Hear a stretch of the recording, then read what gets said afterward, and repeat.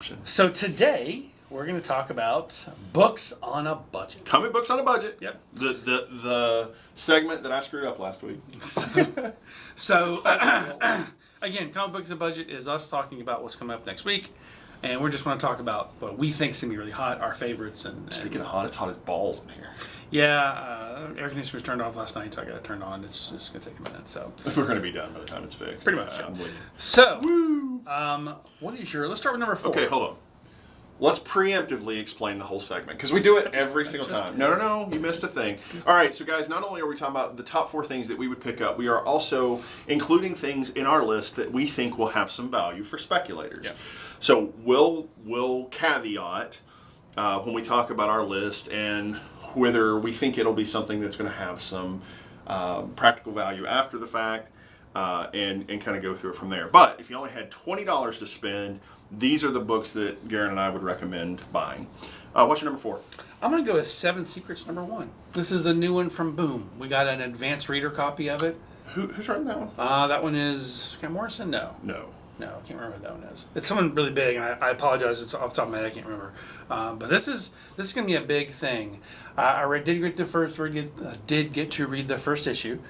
It's pretty good, and it's a builder story. So literally, you're building up to something bigger and better. So Aren't all stories builder stories? well, some stories jump out like you're like boom, they smack right in the face. So some stories like pop out and go, wah! And then this one Once in Future was one of those stories. It's just the first issue. You're hooked because you jumped right out at you because Nan is such a badass, So well, I think that if you are an established writer, you can afford to do the gradual start. Mark Millar can do the gradual start book. Yeah. But I think if you're a new writer, it's tough. My first book has to grab you. By the cojones. Yeah.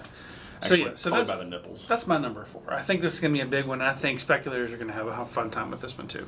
So what's your number 4? Big Girls. Oh yeah.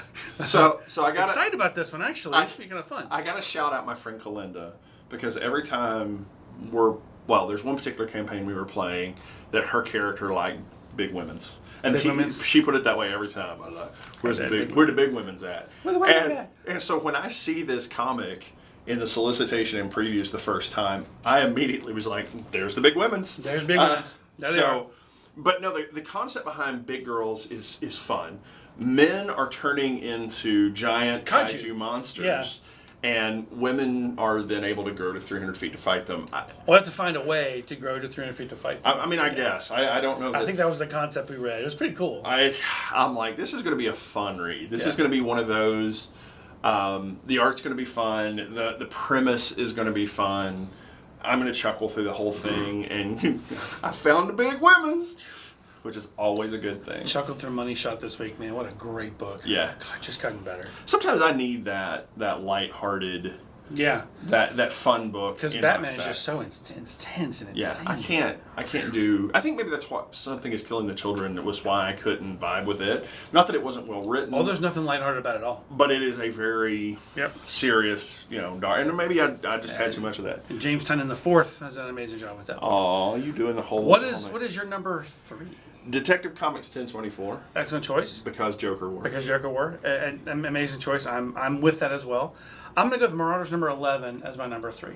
Because, damn, it's time for Marauders number 11 to come out. It's only been 5 months. I ain't ready for Marauders number 11. I want to get some answers. I want to know what's going on with Kitty. Oh, you're going to get a funeral. There ain't going to be no answers. And it ain't Kitty, it's Kate.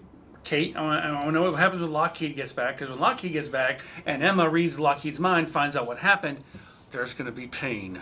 Jerry Dugan is a genius. Yes, he is. I think we have the same number 2. Do we? Empire number 5. We do. No, sorry. Mine is Empire X-Men number 3. Yours is just simply Empire number 5. Empire number 5, there's something big happening in this one. I know why you picked it. Because Empire's been fantastic. Empire has been fantastic. They killed She-Hulk in the last issue. Well, although you can't. She was technically already dead. Yeah. But she's immortal. She's just like Bruce. You can't really kill her. I mean, the fact that if you've been reading Immortal Hulk and all of the gamma irradiated people are immortal forever, it's kind of like killing She-Hulk is one of those easy deaths. You're just going to make her mad, and it's just bad. But Empire number 5, the masked rider is supposed to be in it. So really? That's the big deal. That's one of the reasons Incoming and Marvel Comics 1000 are shooting up in value. I think you say Incoming wrong. think you're pronouncing it wrong. I think it should be incoming. Oh yeah, there you go. It does have an exclamation point at the end. You're right. Yeah. Well, no, I don't think it does. Oh yeah, it does. Yeah. And so my number 3, of course, is Empire, but it's Empire X-Men number 3 because Plants vs. Zombies. I mean, it has been hilarious. I mean, it's just been not just hilarious, but intense and insane. Okay, so let me tell you why I like Empire X-Men, because horticulture's in it. Those 80-year-old women that the group is called Horticulture. They're great. And if you go look, octogenarians, yeah. If you go look, at one point in time, I posted a thing about that X-Men issue where Horticulture is talking to Scott, Sebastian Shaw, and Emma, and the little octogenarian lady says, "This B word has got a real problem with her P word. Girl, you need to take a shower. I can smell you from here." And the scene with Emma going, and Sebastian Shaw's like covering his face, and Scott's looking away like. The art on that was brilliant. The writing on that was brilliant. But the reality is, no one's ever talked to Emma like that because she would hurt you. Literally, there's no pain in the universe to save you from that. So yes. And then last issue with Empire X-Men, where the zombies are attacking and Illyana's cutting them apart, and she says, "None of y'all better want to make out." What is this? Where did this? I don't know where this. Where did this premise of Illyana's like we can fight or we can F? Make your choice. Okay, so and of course our number 1 is exactly. Are they exactly the same this time? It is. It is Dark Knight's Death Metal number 3. Superman enters the fray. So there might be another first appearance in this one. We're not fairly certain yet. People are talking about it already. So there's people online who have the book already who are reviewing it. And I'm sorry. Even if I had access to it right now, we wouldn't do that to you because it's not fair. There's a reason we split our segments, previews and reviews. Yeah. We once upon a time in the podcast. I was going to say I didn't record this segment. We don't record this segment. I'm so paranoid these days. So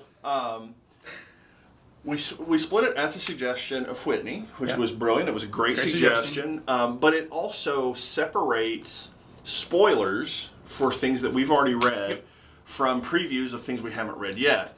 So you can hear our suggestions without going through the pain of hearing a spoiler that you don't want to hear. So that is why we split the episodes up. And by the way, I do have regular customers that come in who love listening to the podcast, but don't listen to those because they haven't had a chance to read them yet. Yeah. So it is what it is. We try our best to be at least a week behind. So yeah, we try. But sometimes it's easy to be a little bit behind. Well, yeah. But realistically, that's our 4. Yeah. If you had $20 to spend, this is exactly how I'd spend it personally.